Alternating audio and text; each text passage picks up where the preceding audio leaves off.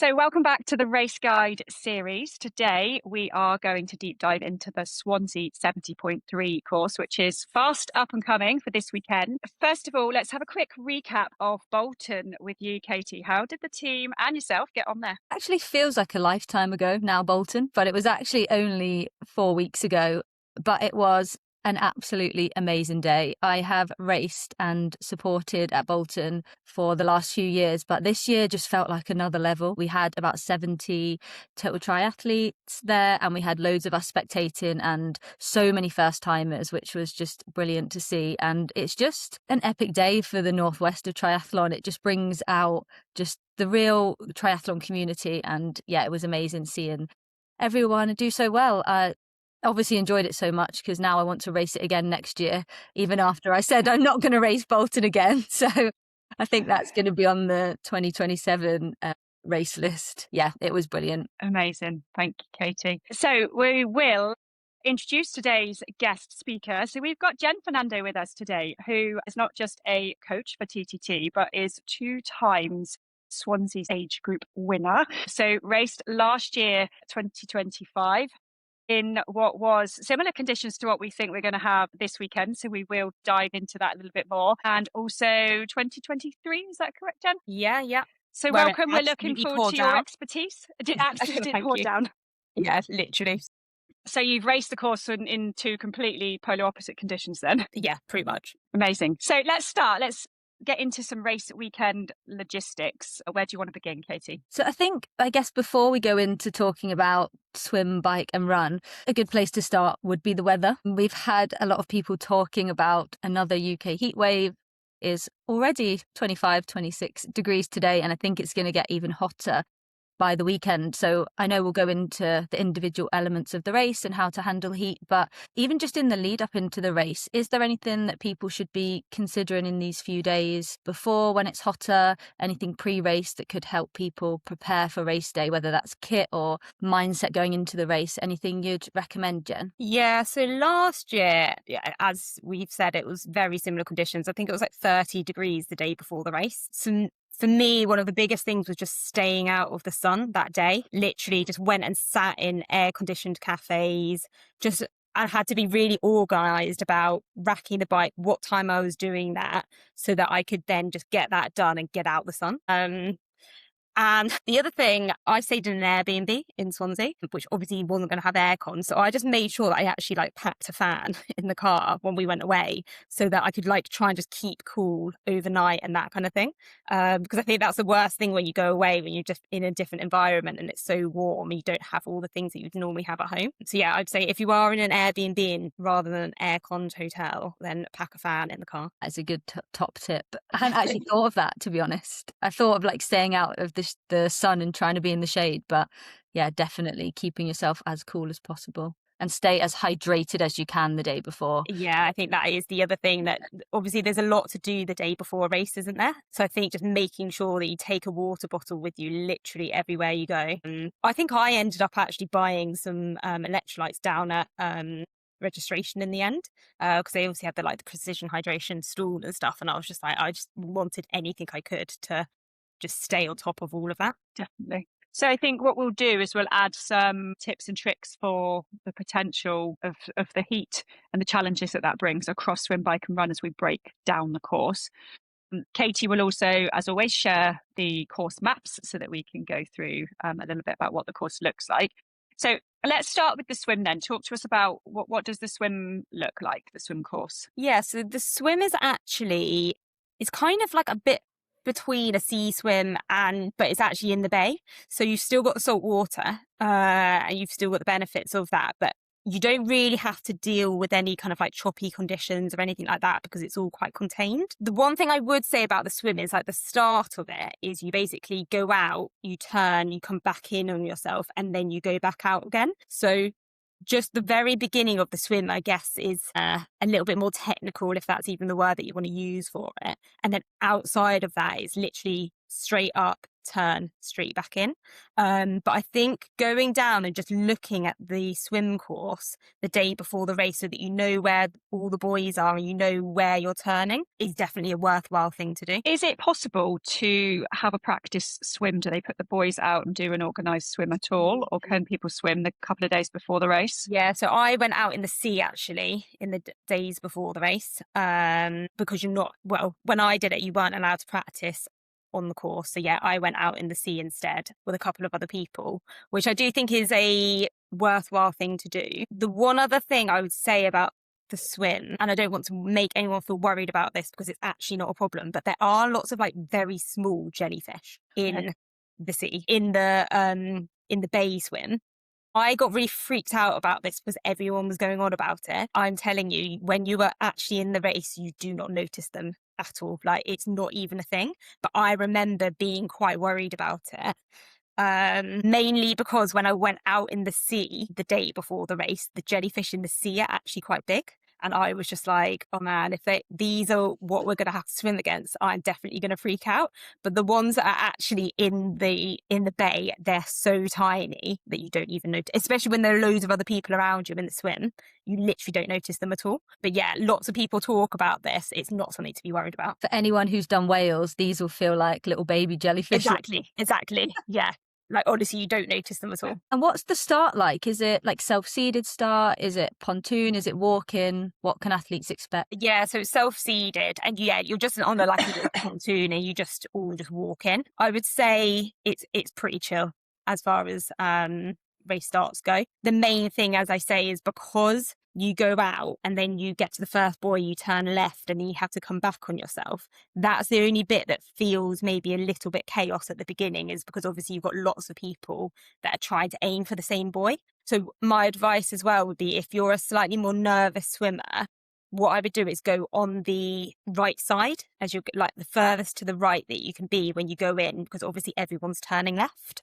So at least you're then on the outside. You're not dealing with everyone turning into you. You can kind of just find a little bit of open space. Yes, you are going to have to go a little bit wider around the buoy compared to other people. But I think if you are a little bit more nervous about swim starts and race starts, I think it's worthwhile doing. To just be outside of that, really. Okay, and so from what you're describing, it's a bit more sheltered than sort of open sea, because we're in a little bit more of a bay.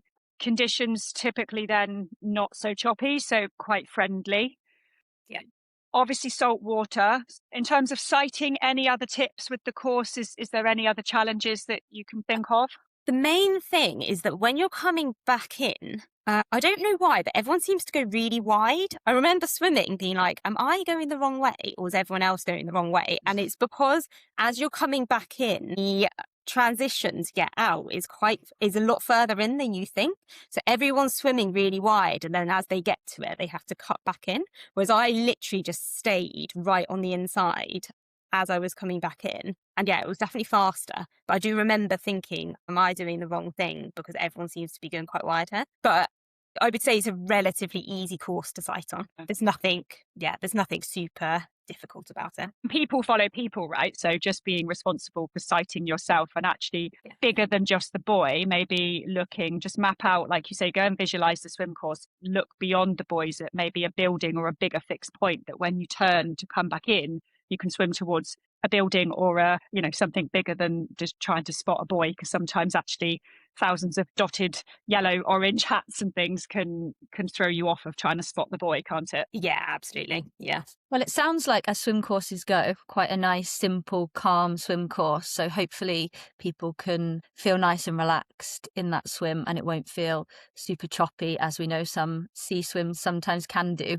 The other thing that people have been talking and speculating, there's been a lot of speculation about, will it be non-wetsuit with the weather? And obviously you raced this last year. So from experience of last year, what happened, and have we got any tips for if it were to be non-wetsuit this year? Yeah, so last year it was non-wetsuit for the pros, but they have slightly different rules. And then it was wetsuit legal for the amateurs or the age groupers.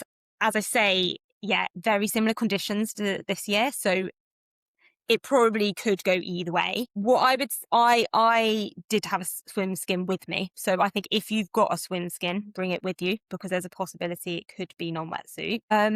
I remember actually the day before the race having to, because I'd not practiced really with my swim skin on.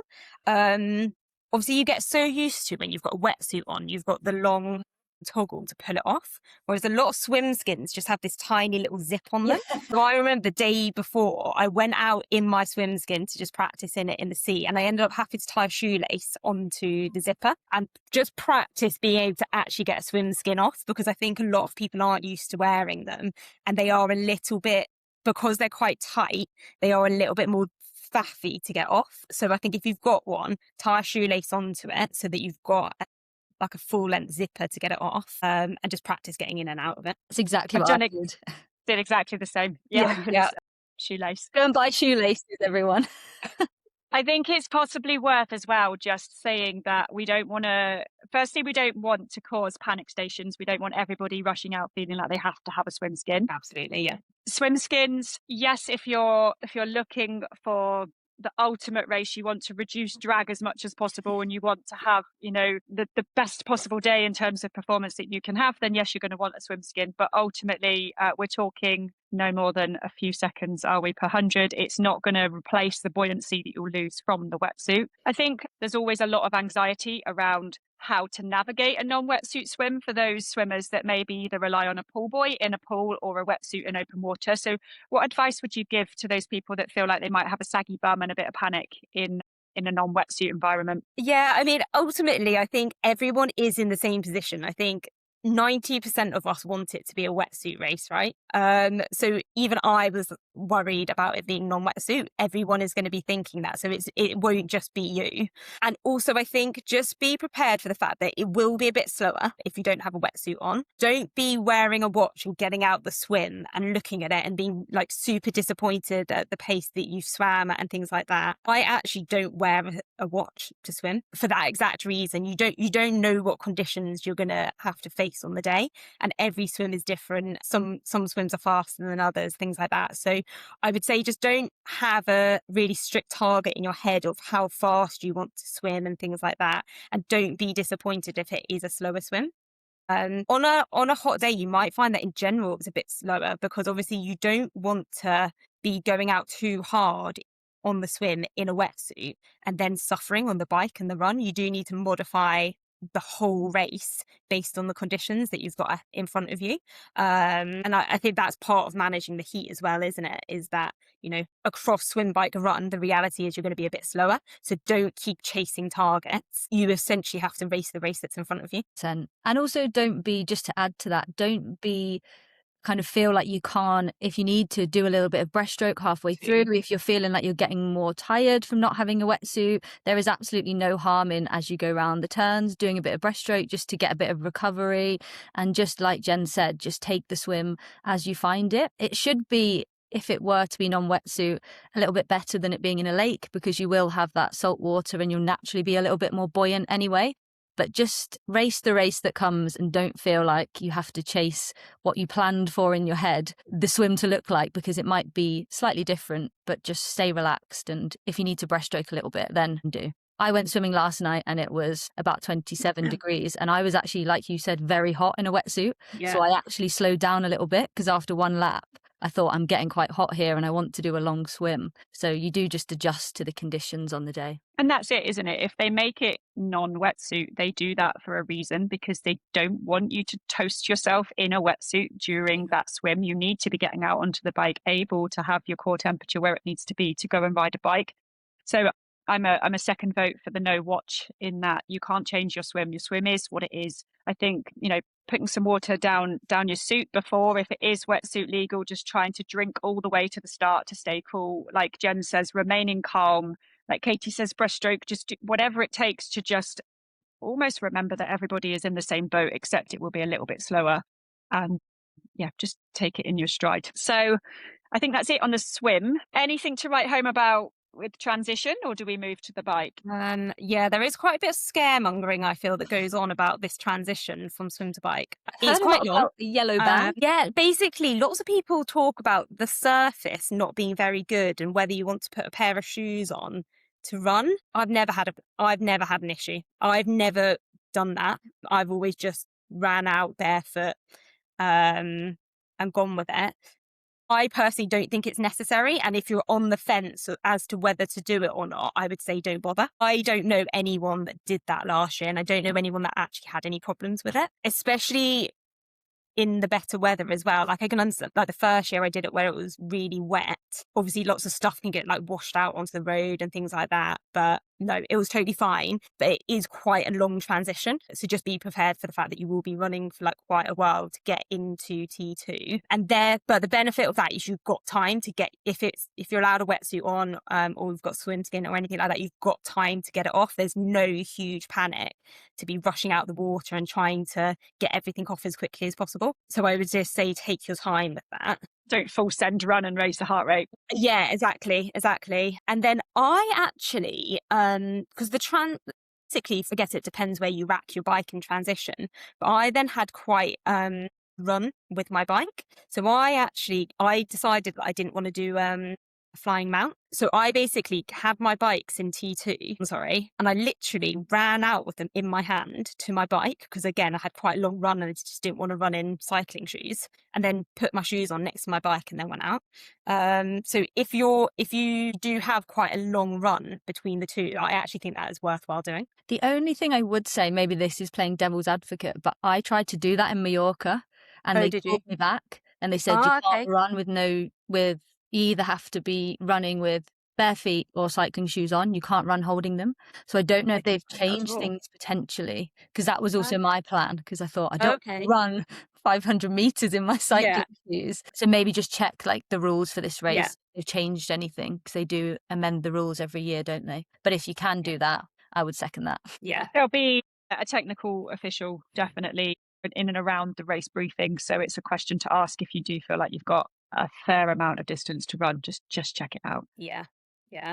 But yeah, in summary, I'd say I don't think that you need to put trainers on outside of the run. I don't think there's a mat that you can run along and then it's fine. I have heard if you want to take trainers that they give you a yellow bag to put your trainers in, but you then have to take them. So if you decide you're going to wear trainers, you have to take the bag. If you don't, you can get disqualified. So don't make your decision and stick to it. Don't decide, oh, I've got out the swim, I don't need my trainers now, and leave your bag. Make sure, even if you don't put them on, you grab that bag and take it to transition, or just commit to not wearing them from the start, like Jen said. And in terms of it looking like a hotter day and continuing with the theme of heat, is there anything extra people should maybe be doing in transition that you might not normally do on such a hot day? Yeah, I mean, I just left spare water bottles in my, because I wouldn't normally have a bottle of water in my T1 bag, but I just left a bottle in there in case I needed it. And I actually just kept it as just plain water rather than like a carb drink or anything like that, because it was more just about like trying to cool down a bit. But yeah, I think just leave a spare bottle in case you need it or want it. And then, yeah, as Kirsty said, like just keep sipping before you actually get in the swim, and put your wetsuit on last minute as well. Would you put any water like over your head to try and cool you down, or mostly? Yeah, I didn't in T1, but I left a whole like ml bottle of water in T2 and I chucked the whole thing over me before I did anything to try and cool myself down. I think the key to racing in hot weather is you have to stop yourself from overheating, not try and manage the situation once you've already got too hot. So whatever you have to do to keep cooling yourself down, just do it, even if you don't feel like you need it at that moment in time. And that's exactly what we say with fueling, right? We teach athletes to not to eat to hunger and drink to thirst. You have to get on top of it. So actually, cooling just sits in that bracket of don't take anything to chance. You do it from the off, and the worst is you're a bit soggy, but you're cooler. Yeah, and I'd say so when you get out on the bike course, the first 5k, if not longer, is all just a completely flat, straight road. So that is an opportunity to start getting some fluids in you and things like that. Like start drinking early. If you want to take a gel on, get it in there, because it's not hilly there, it's flat, and it's not that's the part of the race when you need to like find your feet. Don't go out on the first bit of the bike and just be kind of like pulling the power down and trying to ride as hard as you can, etc., etc. You need to, get rid of the feeling of the swim, bring your legs round, get the fuel in, get some fluids in, and use that bit to kind of just manage where you think you're at and what you think is possible that day, especially whilst it's the flat part of the course. Perfect. I think that leads us in nicely to just unpick this bike course a little bit then. So it appears that it's almost smaller loops that make up, or smaller sections that make up one bigger loop. I think obviously we want to cover the technical nature of the course, the climbing, what the course is like, maybe touching on road surfaces, and that particularly that loop that takes you out and back around, is it Mumbles? Yeah. So what can you advise for that? Yeah. So as I say, first bit is really flat. Don't go out too hard there because it does start to climb. You've then got, you then basically climb for a bit and descend. And that first climb is not technical at all. And it's not super steep, but I guess it's the first time your legs have had to do anything proper throughout the whole of the race. So I would say just don't go out too hard on that first climb. Just find your legs there. And then basically you descend down, and then that's when it starts to get a little bit steeper as you're going like up through Mumbles. Yeah, it is a little bit steeper through there. But I would say road surface around that part of the course is actually absolutely fine. The main thing on the bike course is there's quite a few cattle grids on the bike course. And my advice going over them is, one, if you're riding a TT bike or you've got clip-on aero bars, don't be in your aero bars going over the cattle grids and just completely come out of them. You're not going to lose loads of time by coming out of the bars. But also don't really be worried about the cattle grids. I think if you're not used to cycling over cattle grids, it can feel a little bit scary. They are absolutely fine. But yeah, as I say, don't be in your aero bars, and just make sure that all your water bottle cages and everything like that are secure on your bike, because if a water bottle was going to bounce out of your bike, it would probably be on those bits of the course. And I don't think the road surface is any different to any other UK race, if I'm being honest. I mean, I ride my bike in Surrey. I hear that it's not great where you are either, Kirsty, on the roads. Like, it's just racing in the UK. It's nothing. There's not going to be some huge pothole in the middle of the road that you're going to have to navigate around. They'll have made sure that that's all fine. Yeah, don't be too concerned about that. I guess the only other hazard, if you like, on the bike course is the wildlife. There is basically, you go up a climb and there's quite a steep descent, and there are quite often horses, cows, sheep in the fields. I personally have never had an issue with it. I've never had anything crossing the road whilst I've been going around. I think because there's so many people around, they just stay away.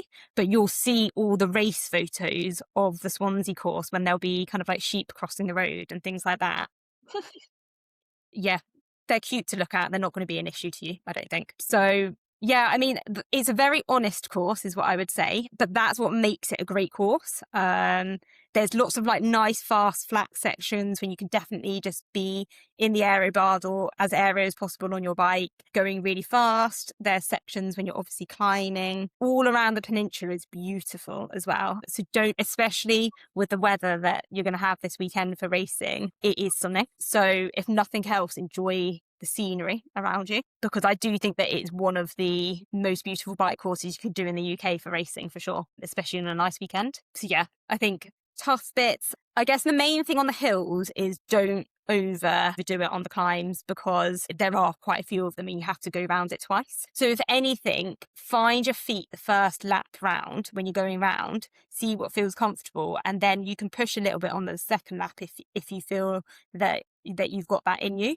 but do it that way round. Don't go out too hard over the first few climbs, because it does start to get a bit tough if you do that. We talk a lot about lapped courses on this podcast, and actually how you can use them to your advantage, doing exactly what you've said. If you've not recce'd the course before, using that first lap just to get an idea of where the key parts of the course are, how you're feeling, where the faster sections are, and then build into it as the race goes on onto that second loop. So I think that's definitely a great way to approach a course like this. And I have also heard that it is stunning. I saw lots of it's photos. so pretty. It looks incredible. And also, I think, bear in mind that once you get to about 80k into the bike course, it's basically all downhill or flat from there. So in your head, that's probably like a quite nice way to frame it, is get to that point, and then from there on, you are basically going to descend back down into Swansea, and then it's just that straight road all the way back in. That's definitely how I framed it in my head. It was an 80k bike course, not a 90k. Love In that. terms of kind of like how I managed the terrain. So talk to us about these descents. I've had the pleasure of riding my bike with you on camp, and you're a machine on the ups and on the downs.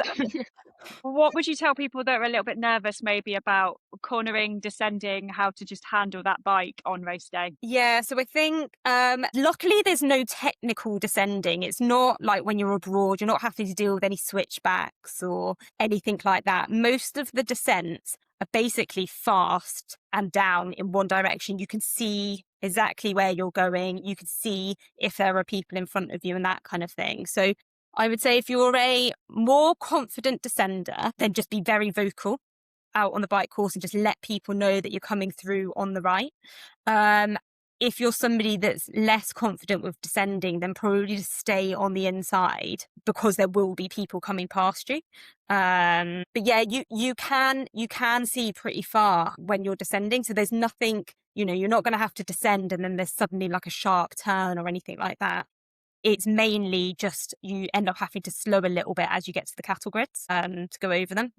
That's the main technicality, I think, of the course. And I think we also said this on the Mallorca podcast, and it is optional for person to person, but if you are maybe newer to racing and doing a course like this, then loading up the GPX file onto Garmin if you want to, so you can see when the climbs are and see when the descents are, and it can just give you that little bit more confidence that you know what to expect and what's coming as well, rather than riding it without. So that's always a good tip if you're not used to the course and want to just feel like you know what's coming ahead, other than just looking at the route map. Yeah, and I think if you're there from Saturday morning, what I did is I just had a shakeout ride on the Saturday morning, and you can go all the way down and go up the first climb if you want to see what that climb is like, and then you can cut across and come down the descent that is at the end of the course as well.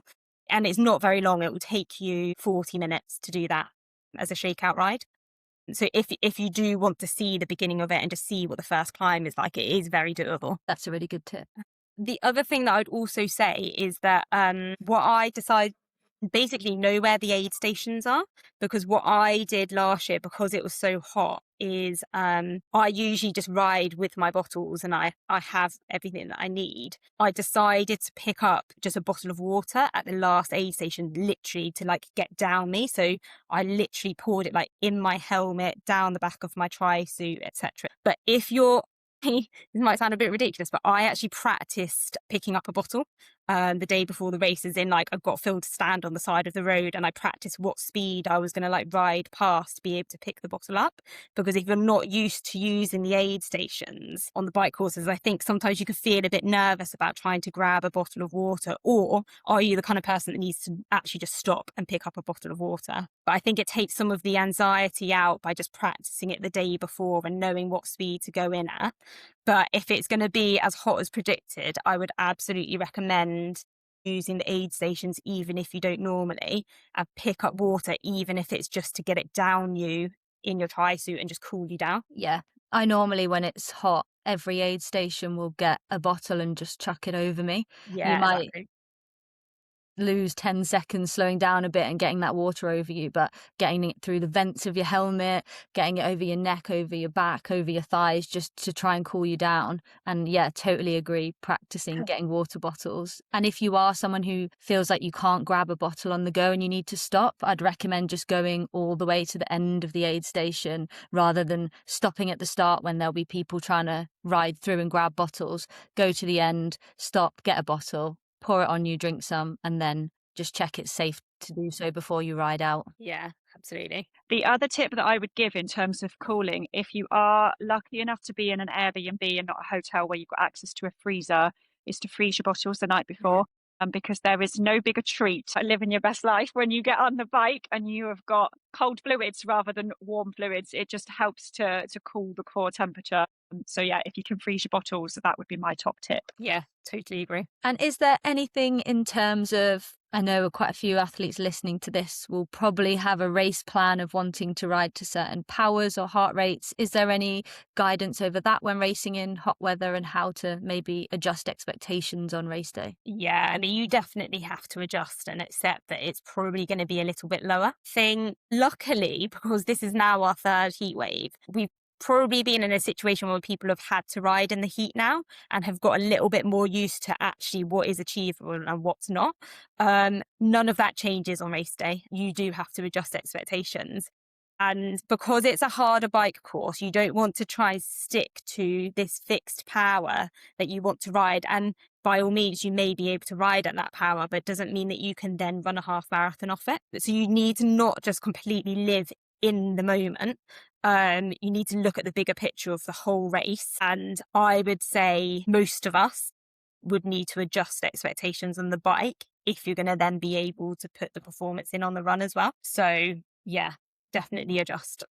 I think in addition to adjusting power to maybe go to RPE, it's also worth addressing your nutrition strategy and maybe making some adjustments there. If you are an eater on the bike rather than a drinker, you may want to consider, as in if you have your calories through solid form and not in the bottles, putting more carbs in bottles to get the fluid intake in.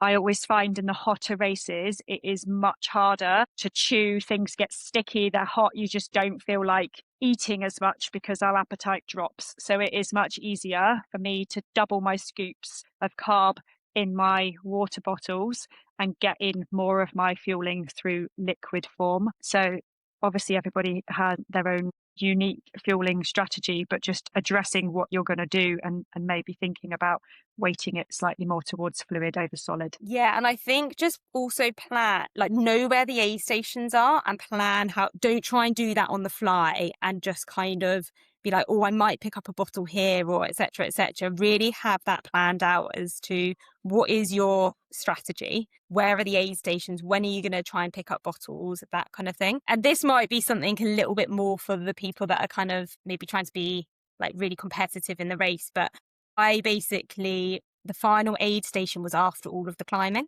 So that is the aid station that I actually end up using because I basically went through all the fluids on my bottle by that point so that I then wasn't actually carrying any extra weight to climb. Then I picked up a bottle at the last aid station. So for anyone that's kind of like that way of thinking, that's how I did it. Brilliant tactics for the speedy ones. Okay, take us into transition 2. So T2, again, probably quite a long, well, I guess it depends where you rack your bike, but yeah, slightly longer run. I then, as I say, I left a whole bottle of water in T2 and it was the first thing I did was chuck that whole bottle of water over me to cool me down. And then and this is just how I do transition, I basically leave everything that I need in a sandwich bag and I just grab the bag and get out of there rather than having everything loose in your bag and trying to faff with everything. So in hot races, I always run with, you can get those little fruit shoot bottles that are like, I don't know, 250 or 300 ml. I always find it really hard to get enough fluid in me when I'm using the cups at aid stations because obviously you're running and then they're spilling everywhere, etc., etc. So in hot races, I always just leave a little fruit shoot bottle in there and I actually just run out with it. And it just means that I've got a means of like drinking throughout the race. And then obviously you can just throw it at any of the aid stations where there's like a litter zone. But if you're somebody that struggles with actually getting fluid in on the run, then I'd actually highly recommend it because the bottle's so small, you don't really feel it when you're running. As I say, you can chuck it whenever you want. I do the same with a small bottle, but I have a pH 1500 in there just to really top up any salts that I've lost, then I run out. So I have my sandwich bag and I call it a panda pop bottle, but I'm showing my age now because I used to get those at school discos. Yeah. So anyone that's younger than me is going to say, what the hell is a panda pop bottle? The little like blue drinks that you got and they were just like, definitely terrible for you. Yeah. Well, I've been chucking a soft flask every race, so I'm like spending £10 every race, like getting rid of a soft flask. So honestly, this is transformed for me. Yeah, and I actually also tend to put a different drink in it because you just get like flavour fatigue when you race, don't you? And sometimes you just want something different. And so I personally just put something completely different in there than I would be using normally in a race. I just have something different. And then, yeah, as you run out, so the first bit is like you basically are just like weaving out through the bay before you actually get out onto the seafront. And then the majority of the run is obviously just all the way out and back. It's flat, it's pretty nondescript. What I would say is the second half of it is really shaded. I remember that last year when it was really warm, I was just like, oh my goodness, this is going to be a bit of a sufferfest if it's like this for the whole run. But the second half of it is there's loads of trees over the path. So it is very shaded around there, which is a very welcome break. And the support on the run course, I can only imagine it's similar to Ironman Wales. It's like everyone is out, it's really well supported, everyone's high-fiving you. It's not a lonely run at all. And I think it's, again, in these weather conditions, like make the most of that, just absorb other people's energy. If you're having a tough time out there, just high-five everyone that you see, that kind of thing. But yeah, it's a well-supported run course. There's loads of aid stations along there. They had sprinklers out last year as well. So again, just like literally run through all of those. And then I, at literally every single aid station, probably grabbed at least 4 cups of water and just kept throwing them over me. But yeah, definitely just pace the first K of that very sensibly because it will be hot. And the pace that you think that you can go out at isn't necessarily the pace that you will be able to hold in those conditions. And yeah, just be aware when you first go out, it will feel really hot. You will get some shade. It's not going to be like that for the whole run. It's 2 laps, isn't it? 2 laps. Yes, 2 laps. Yeah. Yeah, I don't think there's anything. The run's pretty straightforward. It's more about managing yourself on the run than anything, I would say. Yeah. And so with the sections of the shade, with it being a seafront run, and this is my experience from like a course like Weymouth, do you find that it's predominantly headwinded one way, tailwinded the other? Is it very exposed in these other sections to wind? So last year it wasn't. The first year that I did it, there was a really strong crosswind actually. The benefit of that, so if you do have a crosswind, and this actually goes back to the bike course, is because there's loads of trees along that side of the course. Basically, what I found is that it felt a bit sketchy to be in the aero bars on the bike, obviously with the crosswind. But any bit that you have all the trees, you could be in the bars because you were completely protected from the wind. And then when the trees went and it was a bit more exposed, you then came out of the aero bars. So if you do have any sort of crosswind on the bike course, use the trees to protect you a little bit. Yeah, last year on the bike course, it was just a hot, still day, really. So we weren't really, there was no kind of like advantage one way or the other, really.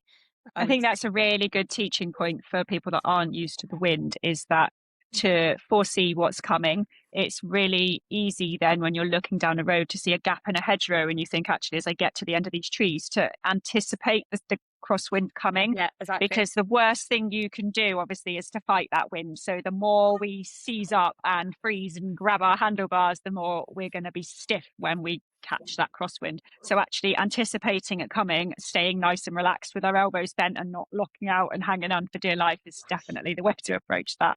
Yeah. Thank you. That was a really good tip. The only other thing I would also add on wind, and because we've been talking about it being hot, is if it is a little bit windy, it can actually disguise how hot you actually are. So if it's windy and you're thinking, oh, that I feel a bit cooler because I've got wind on me, and think, oh, actually, I'll just skip this aid station. Please don't, because you will still be getting hot. The wind can disguise how you actually feel and how your core body temperature is. So just make sure, if you've got a plan, nutrition-wise on the bike and on the run, please just stick to it. Stick to what you've practiced or spoke to your coach about. And it can be hard to, when it's hot, think, I don't want to eat or drink anything. And I have had that feeling many times, but you will be in such a better place if you just make sure you carry on eating and drinking, even if you feel like you don't want to. And I think to take away from that, this is your permission to be relentless. Don't be polite to aid stations. The amount of people that stop and take, 1 cup, if you're running through be relentless, grab a cup for the head, a cup for the face, like a mouthful here, that, you know, they are armed and ready on a hot day to be able to hand out hundreds, thousands of cups for every single athlete out there. So don't feel like you can't grab cups with conviction and make sure you take enough on, because it's going to need to be tenfold what you normally do in terms of getting that hydration in, for sure. I think what's quite nice is we started these podcasts talking about the wind and the rain and the cold and how to, and suddenly we're now giving all of our heat management prep and chat, because how the tables have turned and we're now in the height of summer. But I think that pretty much covers swim, bike, run, nutrition, and how to manage the heat on the day. Yeah, absolutely. And I think the key here is it's a tough course anyway, so you would need to pace yourself on any given day. With the heat thrown in, just really adjust expectations. Ultimately, it's not going to be a PB day, is it? It's going to be a day when the people that do the best are going to be the people that have managed the conditions and have managed themselves. So just bear that in mind. And finally, I guess the other thing to consider is kit and equipment. Is this a TT bike course versus a road bike? Obviously, with the heat, would you still recommend an aero helmet or anything else that people should consider kit-wise for this race? Yeah, so I think if you've got a TT bike, it definitely is TT bike worthy. As I say, there are sections that are just fast and flat and you're in the bars. There's obviously other sections when you're climbing. But yeah, definitely appropriate for a TT bike. I actually did toss up whether to not use my aero helmet last year because of the heat. I did use it in the end, but I guess just be prepared to, like, if you need to take the visor off the front and things like that, if you're getting too hot, you probably do have to just modify. But I think that will come down to a bit of a personal choice as to what you feel more comfortable with. What's your take on losing things like calf guards and socks on the bike to kind of have, what's the balance of more skin exposed that needs sun cream versus actually the more you cover up, the more hot, the heat you carry? Yeah, I mean, I did wear calf guards last year. I don't feel like they made me any hotter than I would have been if I'd just had socks on, if I'm being honest. But again, I've raced in them loads, so I'm just used to, I think, just don't do anything drastic. If you're not used to racing in calf guards and you're not sure whether to use them, they're probably not worth it if you think you're going to overheat. Make sure you've got some sunnies for the run. For sure. I personally don't really run in a cap and things like that, but I think if, a lot of people do to keep the sun off their face and to keep themselves cool. So I think it's probably all quite individualized in terms of like how you manage the heat best. I think don't just look at what other people are doing and be like, oh, well, they're using an aero helmet, so I'm going to. You kind of have to make the decision based on what you know about yourself as a person. And if you've got one black helmet and one white helmet, I would recommend wearing the white helmet. Like if your aero helmet is black, that is going to add a whole nother element into getting hot. So I actually did race in a road helmet when it was really hot, just because I do really struggle in the heat, and every aid station, just being able to get water through the helmet onto my head was a godsend. So yeah, like Jen said, it's very individual of what works best for you. And if you had to give one, we spoke about a lot, but if you had to give one key takeaway that people should remember, or one like top tip for this race, what would it be? I think it would be to just manage the hills. Don't look at what anyone else is doing around you. Know what is possible for you and how hard you feel like you can push over those climbs, and race your own race essentially. Race your own race what's put in front of you, manage yourself. That's how you're going to get overall the best out of yourself on that day. I also really liked what you said around like managing expectations. And even if this isn't going to be a PB day, sometimes I almost think it takes the pressure off a little bit, and you can just go out and just race the conditions and just enjoy the day, kind of free from that, oh, well, I should be running this or I want to run this. You just have to adapt to the day. And that is actually, in a strange way, sometimes quite a freeing way to race. You just take what comes and just really embrace and enjoy the day. And I've had some of my best races when they've been like that, because I've just had no expectation on myself. So I think that's a really nice tip. Exactly. And I think you have to, when you're racing a really hard race, you have to use the crowd and support, especially when you get on that run. If you're having a hard time out there, just high five people, say well done to other people, say hi to your teammates, all of that kind of thing. I think all of that positive energy does make a huge difference. I think it's really easy to internalize the suffering as well, and Exactly. think because it's hard for you, we forget sometimes that it is equally as hard for everybody else out there. So if you're having a difficult day because actually it is scorching hot, just remember that everyone else is also suffering in equal measure.